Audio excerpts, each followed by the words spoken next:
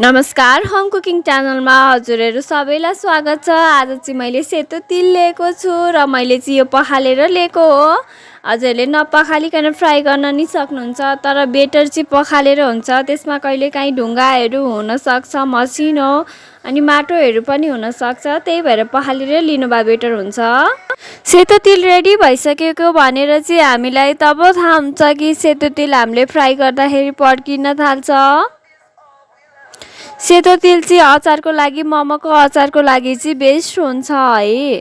हजुरहरूले भटमास एड गर्न पनि सक्नुहुन्छ, तर मलाई चाहिँ भटमास एड गरे भन्दा एड नगरेकै मनपर्छ। रेडी भइसकेको सेसमी सिड पनि अब।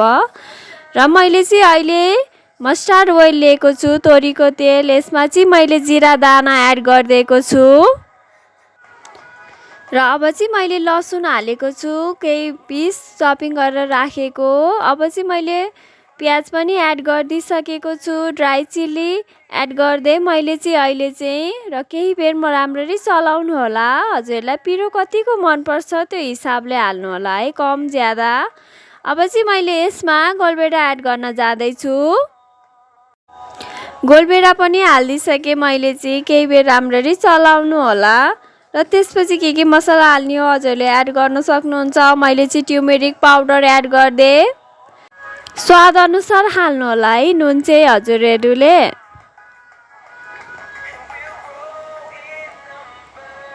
अब चाहिँ मैले जिरा पाउडर, धनिया पाउडर एड गरिदिएकी छु। अब चाहिँ केही टुक्रा अदुवाको पनि हाल्दै मैले।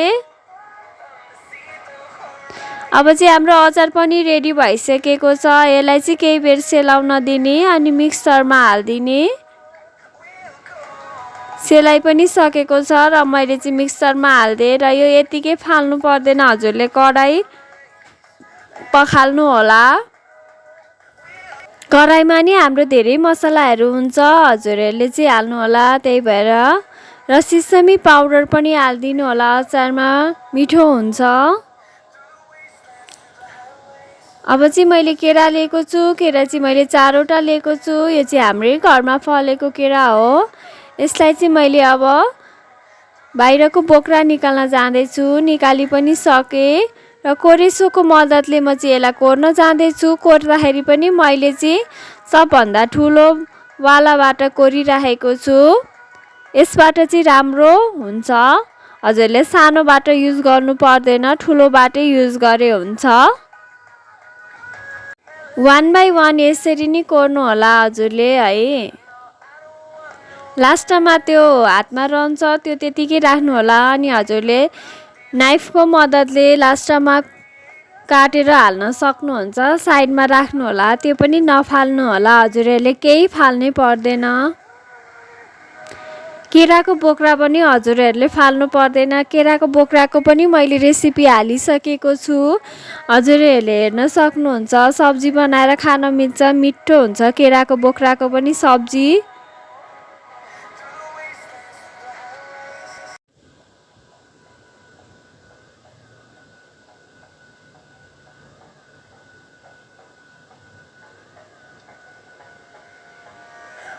मैले चाहिँ कोरेर पनि अब भ्याउन लागिसकेकी छु। रेडी भइसकेको छ हाम्रो कोरेर पनि। कराई लिनु होला। अब यसलाई पनि हामीले एकचोटि फ्राई गर्नुपर्छ अनि घी एड गर्नुहोस् त्यसमा। हजुरहरूले बटर पनि एड गर्न सक्नुहुन्छ। अब चाहिँ मैले अघि कोरेर राखेको केरालाई लिएको छु। सबैलाई राम्ररी फ्राई गर्नु होला केही बेरको लागि। यो पुरै पाक्नु पर्दैन, हाफ बोइल मात्र भए पुग्छ। र पाकि पनि सकेको छ, हाफ बोइल भइसक्यो।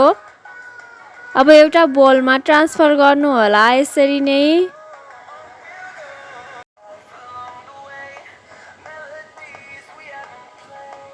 अब चाहिँ मैले हरियो पत्ता लिएको छु प्याजको, र त्यसमा चाहिँ मैले गाजर एड गरिदिएकी छु, धनियाँको पत्ता अनि अदुवा र लसुनको पेस्ट।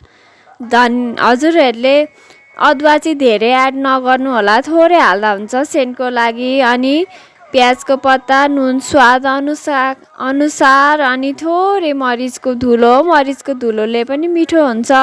मैले चाहिँ ग्रिन चिल्ली एड गरिनँ, मलाई मोमोमा चाहिँ ग्रिन चिल्ली एड गर्न मन पर्दैन, अचारमा मात्र मनपर्छ। अचार मात्र पिरो भए मनपर्छ, त्यही भएर हजुरलाई मनपर्छ भने एड गर्नु होला है।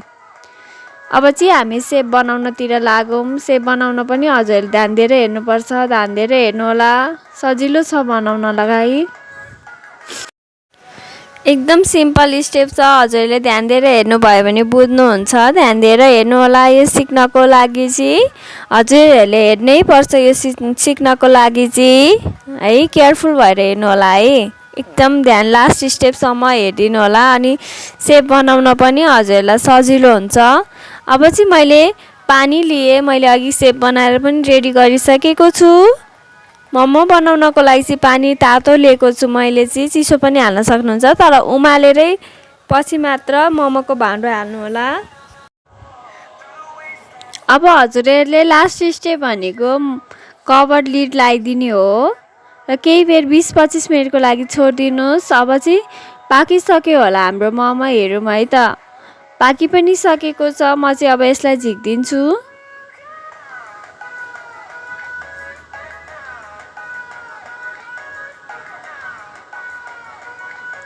रेडी भइसकेको छ हाम्रो मोमो। सर्भ गर्नको लागि मैले चाहिँ झिकी पनि सकेको छु, सर्भ पनि गरिसकेँ।